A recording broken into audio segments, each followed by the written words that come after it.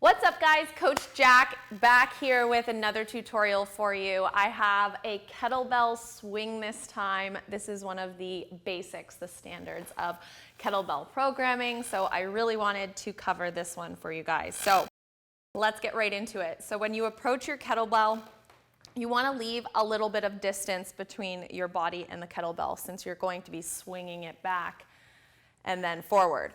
So you're going to leave about 1.5 to 2 feet between you and the kettlebell to begin with, and set your feet up hip to shoulder width apart, a little bit wider than you would say for a deadlift, because you are going to be swinging the bell between your legs. So we have our starting position here, okay?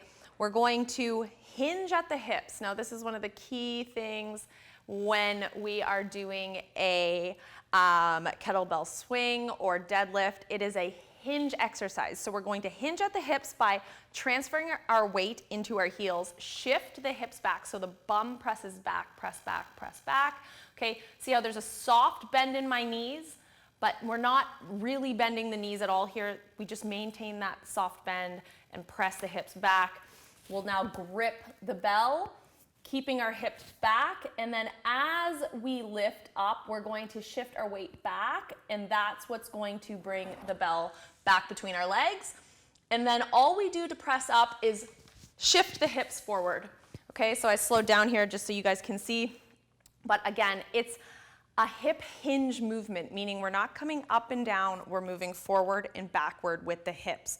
So in order to come up with the bell, what we're doing, we're not pressing up necessarily, we're shifting the hips forward. So quickly again, from here we're gripping the bell, letting the weight come back, and then hips forward, hips forward, hips forward. So I'm not using my arms at all. It's all just in my hips traveling forward and backward. So it's almost as though the arms aren't doing anything except gripping the hook. You can kind of think about your arms as a string that swings back and forth that the weight just holds onto.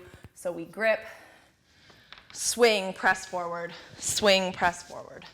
Squeezing the glutes every time we come forward, keeping the gaze straight and ahead on the horizon, but keeping the chin tucked, everything in the center line of the body. So I hope you guys will implement those tips, drop some comments if you have any questions, and see you next time.